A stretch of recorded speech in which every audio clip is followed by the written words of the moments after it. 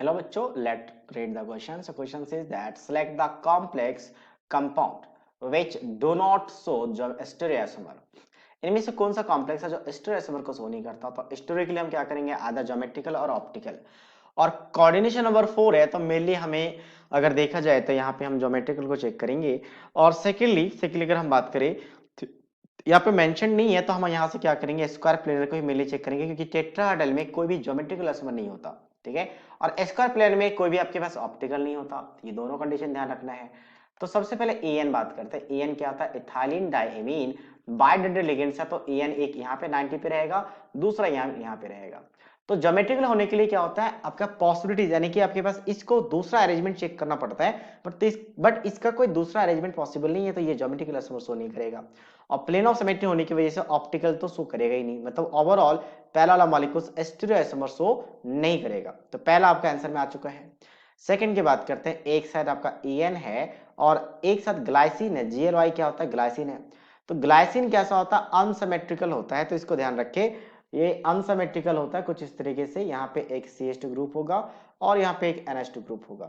तो ये लॉन पे डोनेट करते हैं। इथाइलिन डायमीन की भी बात कर लेते हैं। इथाइलिन डायमीन एक्चुअल में कैसा होता है? NH2 CH2 फिर CH2 और फिर NH2 है। तो अब कॉम्बिनेशन क्या चेंज है कि यहाँ पे NH2 के ऑपोजिट में NH2 है और NH2 के ऑपोजिट में ऑक्सीजन। तो मैं अगर इंटरचेंज भी कर दूं तो फिर से इस साइड क्योंकि दोनों NH2 है तो NH2 के ऑपोजिट में NH2 और ऊपर भी लेके जाऊंगा फिर भी क्या होगा? इस NH2 के ऑपोजिट में NH2 आ जाएगा। डिफरेंट अरेंजमेंट पॉसिबल नहीं है, तो ज्योमेट्रिकल ना ऑप्टिकल कोई भी आइसोमर यहाँ पे पॉसिबल नहीं है। मतलब सेकंड वाला भी आंसर आ चुका है। थर्ड की बात करते हैं। थर्ड की अगर हम बात करें तो फिर से वही कंडीशन से कि यहाँ पे एन है और सॉरी ग्लाइसिन है। यहाँ पे एन की जगह पे मैं यहीं पे लिख देता हूँ 2 NH3 ग्रुप है। 2 NH3 ग्रुप है, मतलब यहाँ पे भी NH3 और यहाँ पे भी NH3। तो फिर से सेम ही हो गया कि NH3 का ऑपोजिट में NH2 और यहाँ पे NH3 का ऑपोजिट में NH2 सॉरी ऑक्सीजन। मैं इनको इंटरचेंज भी कर दूंगा तो कोई फर्क नहीं पड़ेगा, दूसरा कॉम्बिनेशन बनेगा, सेम ही बनेगा। तो मतलब ज्योमेट्रिकल ऑप्टिकल दोनों नहीं शो करेगा, तो ये भी आंसर में आ चुका है। नेक्स्ट हम बात करते हैं लास्ट वाला। लास्ट वाले में शो कर जाएगा। लास्ट वाले में कैसे शो करेगा?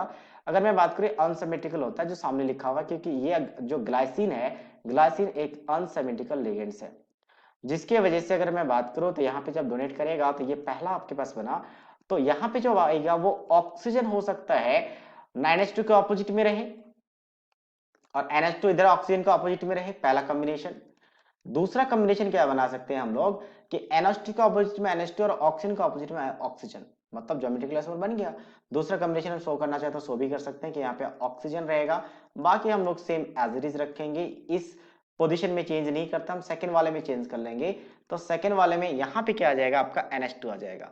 तो एग्जैक्टली दूसरा कॉम्बिनेशन यहाँ पे जो बना है वो डिफरेंट है पहले वाले कॉम्बिनेशन से, और इसीलिए यहाँ पे आपका ज्योमेट्रिकल आइसोमर शो कर जाएगा, तो ये आंसर में नहीं आएगा। So that means first second third जो कि ऑप्शन बी के साथ मैच कर रहा है। So option B is the right answer of this question. So I hope you understood it well. All the best.